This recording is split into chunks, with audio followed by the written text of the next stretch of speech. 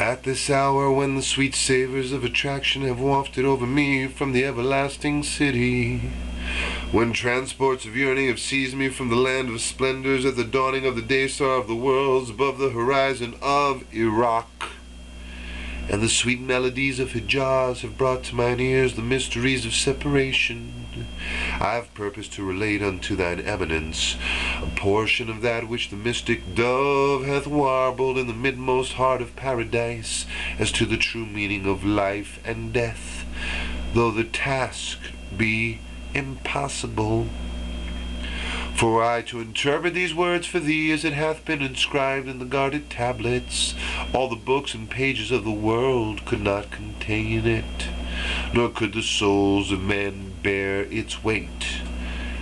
I shall none the less mention that which beseemeth this day and age, that it might serve as a guidance unto whosoever desireth to gain admittance into the retreats of glory in the realms above, to hearken unto the melodies of the Spirit intoned by this divine and mystic bird, and to be numbered with those who have severed themselves from all save God, and who in this day rejoice in the presence of their Lord. Know then that life hath a twofold meaning. The first pertaineth to the appearance of man in an elemental body, and is as manifest to thine eminence, and to others as the midday sun. This life cometh to an end with physical death, which is a God-ordained and inescapable reality. That life, however, which is mentioned in the books of the prophets and the chosen ones of God, is the life of knowledge. That is to say, the servant's recognition of the sign of the splendors wherewith he who is the source of all splendor hath himself invested him, and his certitude of attaining unto the presence of God through the manifestations of his cause. This is that blessed and everlasting life that perisheth not. Whosoever is quickened thereby shall never die, but will endure as long as his Lord and Creator will endure.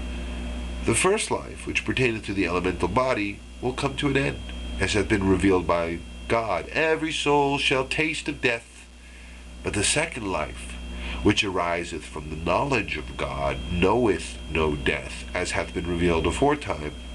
Him will we surely quicken to a blessed life. And in another passage concerning the martyrs, nay, they are alive and sustained by their Lord, and from the traditions, he who is a true believer liveth both in this world and in the world to come. Numerous examples of similar words are to be found in the books of God and of the embodiments of his justice. For the sake of brevity, however, we have contented ourselves with the above passages. O my brother, forsake thine own desires.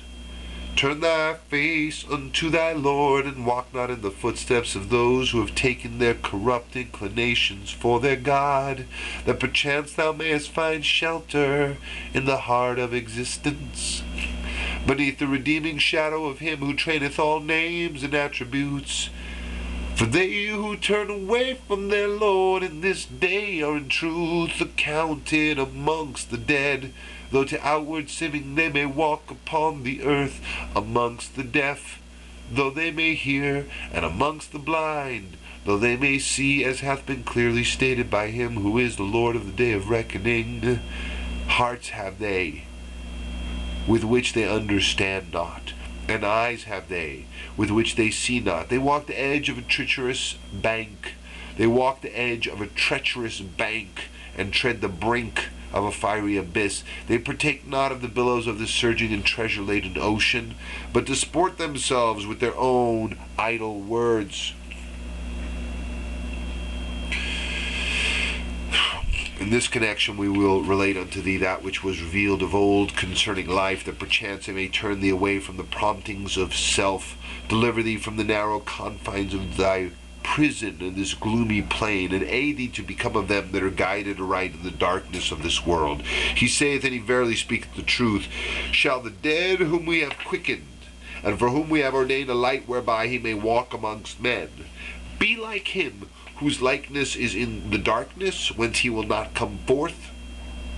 This verse was revealed with respect to Hamzah and Abu Jahl, the former of whom was a believer, whilst the latter disbelieved. Most of the pagan leaders mocked and derided it, were agitated and clamored, "How did Hamza die, and how was he restored to his former life?" Were you to examine carefully the verses of God, you would find many such statements recorded in the book.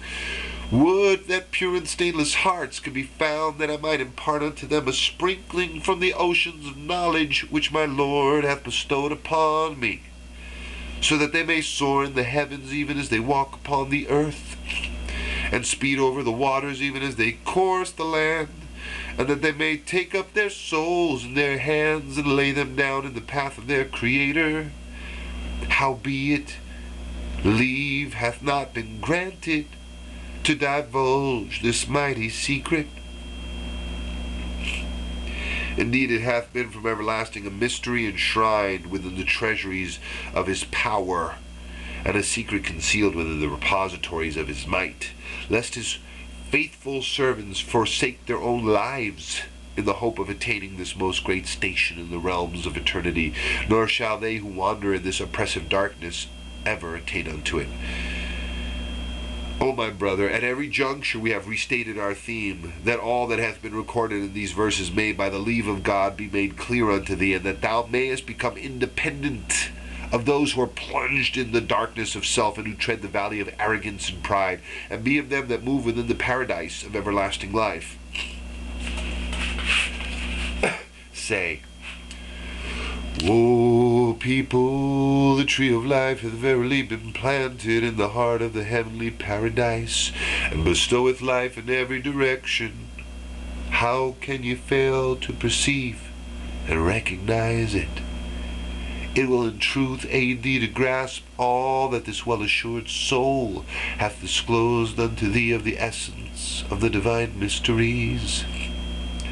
The dove of holiness warbleth in the heaven of immortality, and admonisheth thee to array thyself with a new vesture wrought of steel, to shield thee from the shafts of doubt, concealed in the illusions of men, saying, Except a man be born of water and of the Spirit, he cannot enter into the kingdom of God. That which is born of the flesh is flesh, and that which is born of the Spirit is spirit. Marvel not that I said unto thee, ye must be born again.